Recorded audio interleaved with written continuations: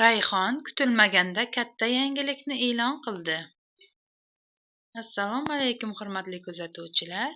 Kanalimizni kuzatib boring. Podpisatsiya va like tugmalarini bosib qo'ying. Xonanda Rayhon tez orada yangi duet taronasini e'lon qiladi. U hozircha duetdoshi kim ekanini aytmagan. Tegma deb nomlangan tarona Rayhonning an'anaviy ijodiga xos tarzda ayriliq mavzusida ijro qilingan bo'lib, bahoriy kayfiyat beradi. Uning muxlislari duetdoshi Shahboz va Navro'z duetidagi Navro'z ekanini taxmin qilmoqda. Ko'pchilik qo'shiqdagi ovoz aynan unga tegishli ekanini aytgan.